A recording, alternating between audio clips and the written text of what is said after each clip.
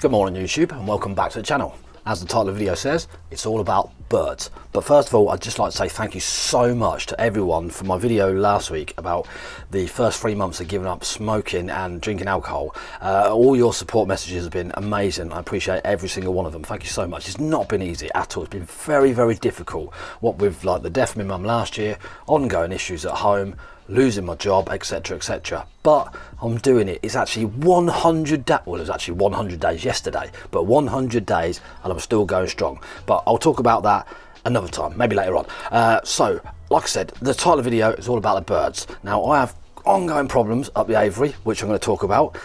First of all, I want to talk about, obviously I got this mirror. If you saw my little short the other day, I got this mirror to have a look in at a random box that the budgies are nested in, and the baby budgie had died. So £2.99, well spent, probably never use it again, but I've got it just in case. So I've since removed that box. I've got squabbling in there over boxes. I've had 2 new Zeb's fledge, which obviously the problems with the cats and stuff, talk about that later, but I also have wild birds as well that I like to feed. So I've been out this morning and I've bought a load of stuff to blend out. Well, not blend it all down, I'm going to blend the peanuts down because it's easier for them, fill up my feeders and my trays and stuff, and then we'll get talking about what's going on in the Aviary after we've had a cup of tea in the old Shaun of the Dead cup, which is still going strong. It's the 5th one, but it's still going strong.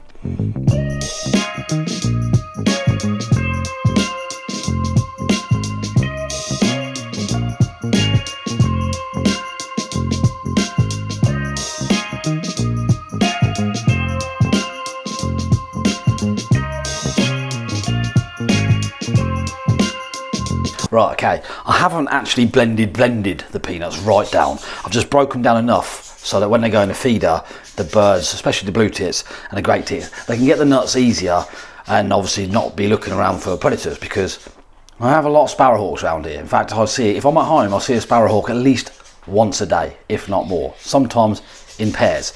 So they have to be in and out very quickly, so making it easier by not having to fiddle around trying to get the peanuts out of the feeder, blend them a little bit. So what I'm going to do now is put them into a tub with, I've got some sunflower hearts, some high energy seed, I've been to B&M this morning, spent about £5, and I'm going to put them all into a tub, mix them all up. I've got some mealworms and whatever else I've got in the Aviary, some suet and stuff, break it all down, put it in the feeders out the front, probably for the starlings.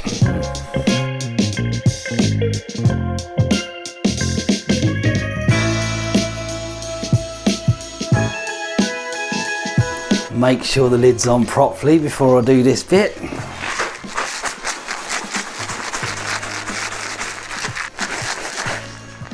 That'll do. I learnt my lesson the first time I've done this. I tried to pour it straight out of this into the feeders, lost half of it. So what I need is my little jug, which I then dip in and feed. So my jug's out front, I'm going out front to go and feed the birds.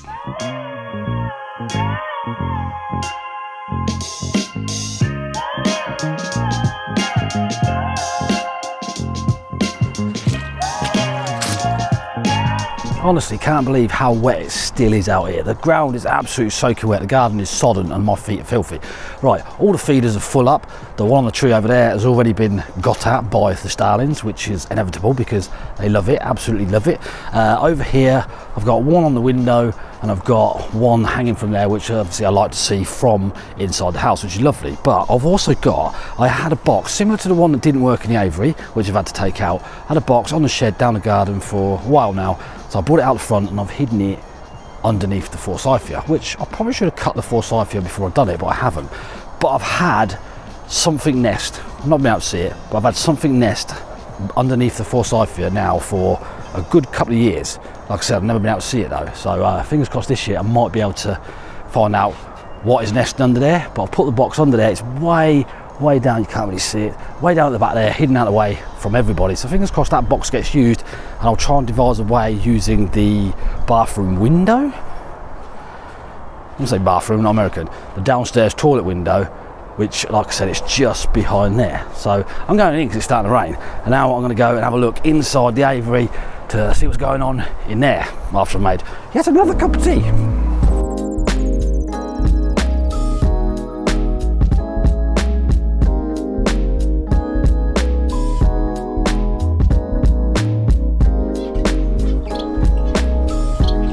You can always tell when the finches start getting hungry. Well, all the birds are getting hungry because Mr. Bengalese is the first one to come to the mesh because he wants food. Right, down here, look. This is like one of 3 problems I have.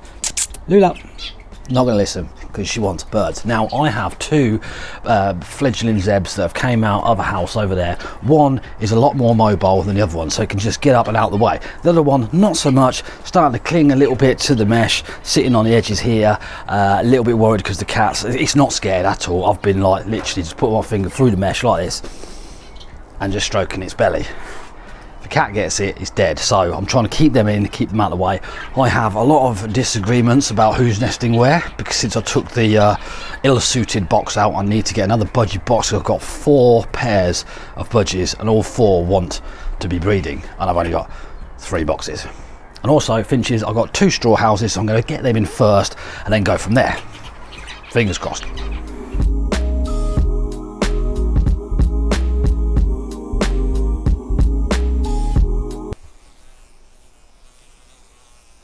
So I'm getting a little bit worried then. It's just a big blue bottle.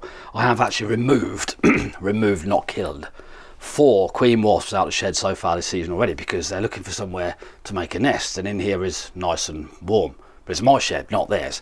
But yeah, it's just a blue bowl. So right, I've been down the pet shop this morning. I've bought 2 of these little finch houses. Now I've had these before. The budgies like pulling them apart, but the finches like nesting in them. Now they do come with this little metal hanger thing, which I don't like that. So what I tend to do is I've got to find them, but and as an example, I have these L brackets, but I've got some of these that are just flat with the 2 holes. If not, I'm going to cut that in half.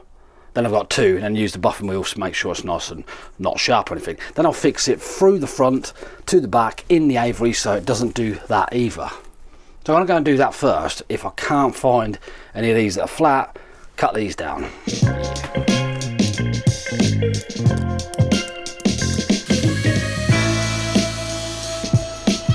Doesn't really matter how minor a job with an angle grinder is, always wear eye protection because that got me in the eye. So always wear eye protection. It's a little bit sore. Right, I have my buffed up little plate with the 2 holes. I have 25mm screws, 4 of, because I have 4 boxes. 1 box here, 1 jewel here. I think what I'm going to do is go over there on that back wall because that's where most of the finches, most of the zebs have better luck. Purely I think it doesn't get much sunlight at all. In fact, it doesn't get any, whereas these 3 boxes under the mirror here look really nice. In fact, there's an egg in one of them now, but it'll be abandoned.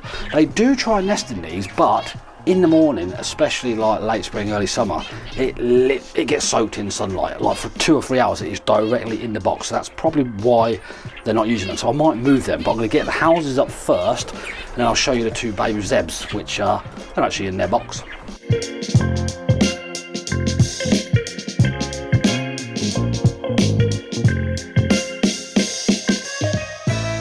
Okay, right, they're up and done. I haven't actually disturbed the baby zebs, they're still in their box, so I'm going to go have a look at them over there. I'm going to try and move in here the best I can so you can see. Go right into the box, don't really want to go jumping out, and there they are. So you can see one's got a little white dot on its head. That's the one that's not as mobile as the other one. The other one is more out and about, not really having a problem. Ooh, up, down there, whoosh.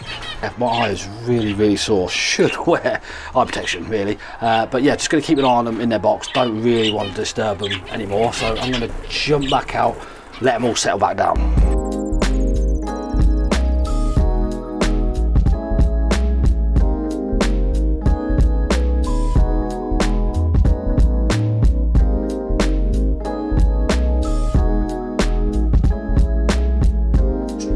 Mummy Budgie, who is my most prolific egg layer, is sat in her box and she's still nowhere near as active as she should be, like mobile, nowhere near as mobile. She's struggling like hell to fly any distance at all around the aviary when she's never had that problem before. She ends up down on the floor, having to climb up and then jump back into her box. But I don't think she's egg bound because she wouldn't be alive today, because it's been about 4 weeks since she's struggled to lay eggs and struggled to fly.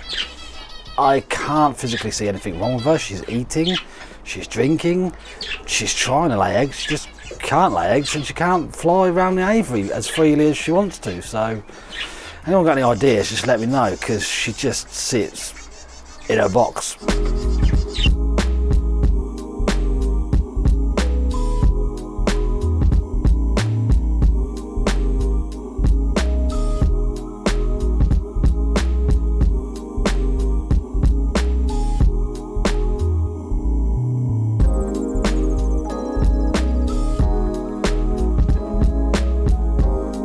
Right, I'm going to have to leave it there because I've run out of time. I've got 15 minutes before I pick up the girls from school. I need to go around next door to the neighbour and pick up the parcel that was delivered from Amazon yesterday, which I believe is cat food. I need to feed the cats, then go and pick the girls up from school. My eye is really, really sore. Kids, always wear eye protection when you're grinding metal. No matter how small the job is, like that one was, always wear eye protection because that's probably scratched and it's hurting a lot. So yeah, I'm going to leave it there. I'm going to make sure the cats are in so they can't bother the baby zebra finches and nothing else. And then we're going to pick it up in the next video where I am going to build a budgie box. But I'm going to build it, I'm going to scavenge my garden and build it out of whatever I've got in my garden. Now, I have built one before, but I purposely went and bought plyboard for it. I'm not going to do it because I don't have much timber left. I did have a lot of timber, but I burnt it and gave it all away. But I do have some stashed here, there and everywhere that's dry, and some behind. I know I've got some, but is it going to be enough to make a budgie box so that all 4 pairs of budgies have their own box? We shall find out in the next video. Thanks for watching the video. If you like the video, give it a thumbs up. Tells YouTube it was a good video. They'll show you more of my videos. If you're new to the channel, then back up, look through all my other videos, because there's probably some stuff about birds that you're interested in back there somewhere, and subscribe to the channel. If you're not subscribed to the channel, please subscribe, because 90% of people that watch my videos are not subscribed to the channel. If you subscribe, it makes such a massive difference to me. So subscribe to the channel, and I shall see you in the next one. Goodbye.